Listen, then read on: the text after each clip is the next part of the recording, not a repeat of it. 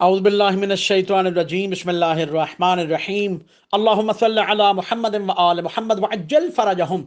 سعید ابن جبیر کہتے ہیں کہ میں نے حضرت عبداللہ ابن عباس سے پوچھا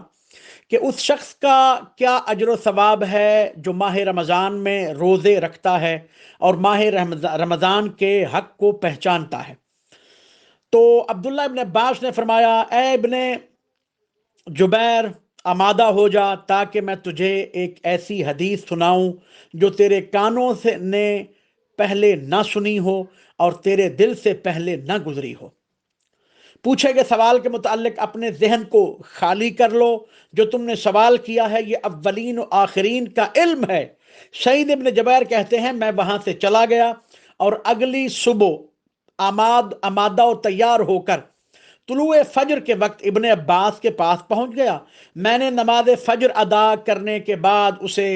حدیث والی بات یاد دلائی۔ انہوں نے میری طرف رخ کر کے کہا، جو میں کہنا چاہتا ہوں اسے غور سے سنو۔ میں نے نبی مکرم حضرت محمد مصطفیٰ صلی اللہ علیہ وسلم کو فرماتے ہوئے سنا ہے کہ اگر تمہیں علم ہوتا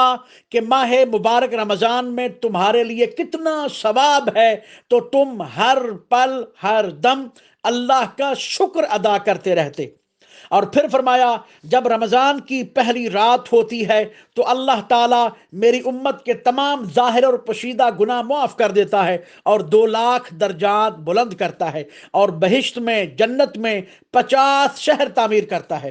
دوسرے دن اللہ تمہارے لیے اٹھائے گئے ہر قدم کے بدلے میں 1 سال کی عبادت، 1 سال ایک پیغمبر کا ثواب اور 1 سال کے روزے لکھتا ہے۔ اور تیسرے دن تمہارے جسم کے ہر بال کے بدلے میں بہشت کے اندر سفید دروں سے مزین گنبد بناتا ہے کہ جس کے اوپر اور نیچے 12,000 نورانی گھر ہوں گے اور ہر گھر میں 12,000 تخت ہوں گے اور ہر تخت پر حور بیٹھی ہوگی۔ ہر روز 1,000 فرشتے ہاتھوں میں ہدیہ لیے تمہارے پاس آئیں گے۔ چوتھے دن اللہ بہشت جاوید میں 70,000 محل تعمیر کرے گا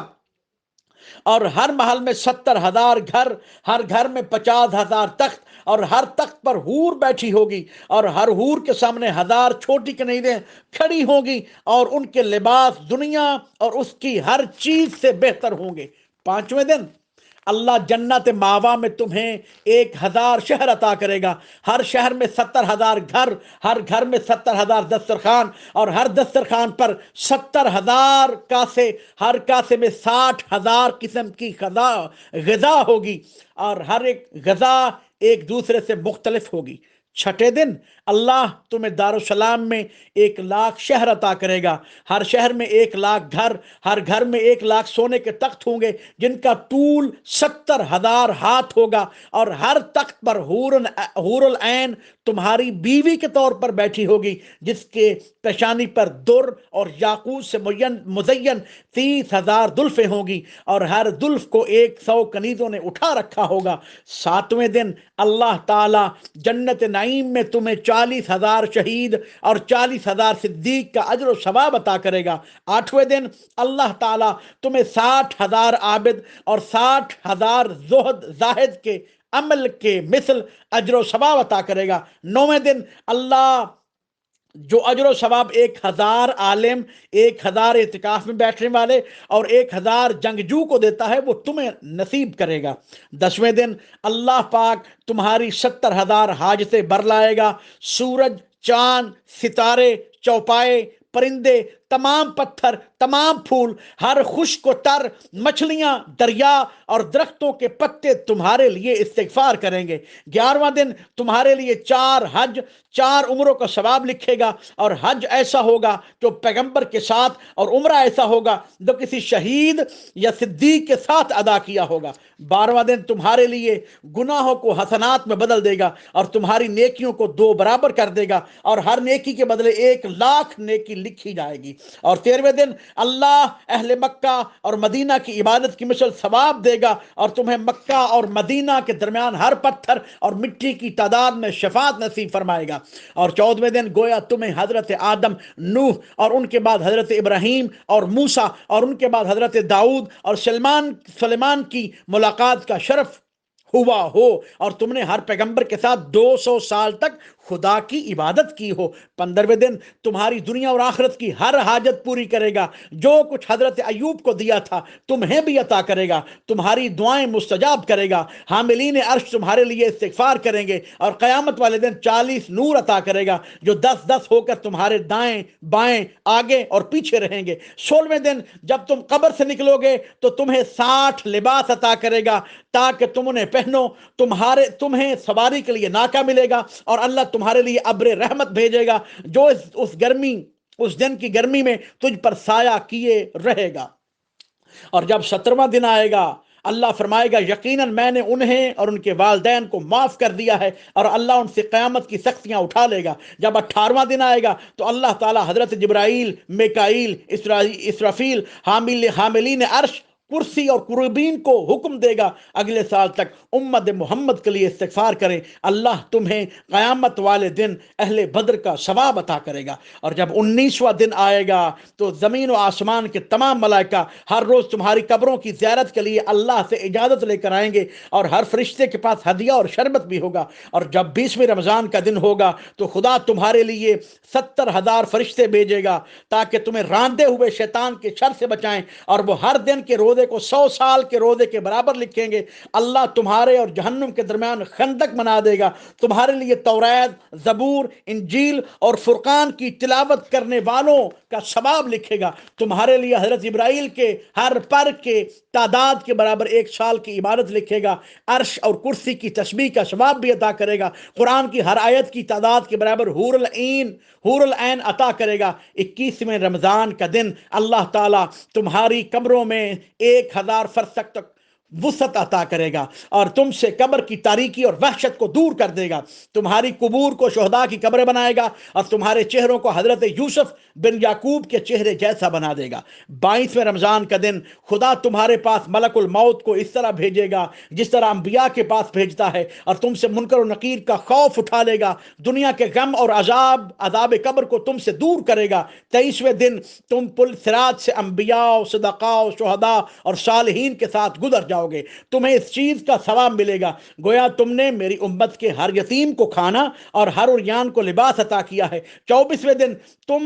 میں سے ہر شخص دنیا سے اس وقت تک نہیں جائے گا جب تک جنت میں اپنا مکان نہ دیکھ لے، تم میں سے ہر شخص کو 1000 مرید اور اس بے وطن کا ثواب عطا کیا جائے گا جو اللہ کی اطاعت کرتے ہوئے وطن سے نکلا ہو، اور تمہیں حضرت اسماعیل کی اولاد میں سے 1000 غلام آزاد کرنے کا ثواب ملے گا۔ 25ویں دن خدا تمہارے لیے عرش کے نیچے 1000 سبز گنبد تعمیر کرے گا، ہر گنبد کے سرے پر ایک نور کا خیمہ ہوگا، اور اللہ تعالیٰ فرمائے گا اے امت محمد میں تمہارا پروردگار ہوں اور تم میرے غلام اور کنیزے ہو، میرے عرش کے سایہ میں بنائے گئے گنبدوں میں بیٹھو، کھاؤ پیو، تمہیں مبارک ہو، تمہارے لیے نہ کوئی خوف ہے اور نہ کوئی حزن و ملال۔ اے امت محمد مجھے اپنی عزت و جلالت کی قسم میں تمہیں جنت میں ضرور بھیجوں گا، تم پر اولین و آخرین تعجب کریں گے، تم میں سے ہر ایک کو 1000 نورانی تاج عطا کروں گا، تم میں سے ہر شخص کو نور سے خلق کیے گئے ناکہ پر سوار کروں گا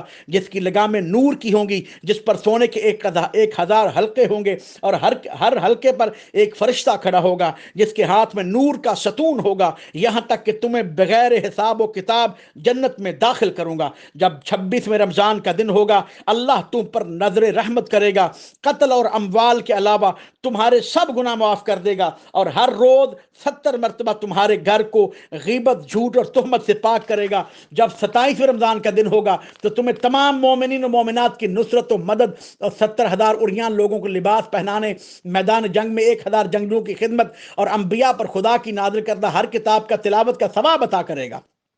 28ویں دن اللہ پاک اس کے لیے بہشت جاوید میں نور کے 1,00,000 گھر بنائے گا، اور اللہ تمہیں جنت ماوا میں چاندی کے 1,00,000 گھر عطا کرے گا، اور جنت نعیم میں خالص عنبر کے 1,00,000 گھر عطا کرے گا، اور جنت فردوس میں 1,00,000 شہر عطا کرے گا، ہر شہر میں 1000 حجرے ہوں گے، اور اللہ جنت خلد میں مشک کے 1,00,000 ممبر عطا کرے گا، ہر ممبر کے وسط میں 1000 زعفران کے گھر ہوں گے، اور ہر گھر میں 1000 در اور یاقوت کے تخت ہوں گے، اور ہر تخت پر حور العین زوجہ بن کر بیٹھی ہوگی، اور جب 29واں دن آئے گا 1,00,000 محلے عطا کرے گا، ہر محلے کے وسط میں درخشاں قبہ ہوگا، ہر قبہ میں سفید کافور کا تخت ہوگا، ہر تخت پر 1,000 سب سندس کے فرش ہوں گے، ہر فرش پر حوریں بیٹھی ہوں گی، اور ان کے پاس 70,000 عمدہ لباس ہوں گے، ان کی پیشانی پر 80,000 در اور یاقوت سے مزین زلفیں ہوں گی۔ جب 30 دن، جب ماہ مبارک رمضان کے 30 دن مکمل ہوں گے تو اللہ تعالی ہر گزرے ہوئے دن کے مقابلہ میں 1,000 شہید اور 1,000 صدیق کا اور 50 سالہ عبادت کا ثواب لکھے گا، ہر روزے کے لیے 2,000 کے روزوں کا ثواب لکھے گا۔ دریائے نیل جو کچھ اگاتا ہے اس کی تعداد میں درجات بلند کرے گا، جہنم سے نجات، پل صراط سے گزرنے کا پرمٹ اور عذاب سے امن عطا کرے گا۔ جنت کا ریان نامی دروازہ جو قیامت تک نہیں کھلے گا، لیکن اسے حضرت امت محمد صلی اللہ علیہ وسلم کے لیے، روزہ دار خواتین کے لیے اور مردوں کے لیے کھول دیا جائے گا۔ پھر جنت کا خازن فرشتہ ندا دے گا، جس کی اس ماہ رمضان میں مغفرت نہ ہو سکی تو پھر کس مہینے میں اس کی مغفرت ہوگی؟ اور بزرگ و برتر خداوند عالم کے علاوہ کسی کے پاس نہ کوئی طاقت ہے اور نہ کوئی قوت ہے، نہ کوئی قوت ہے۔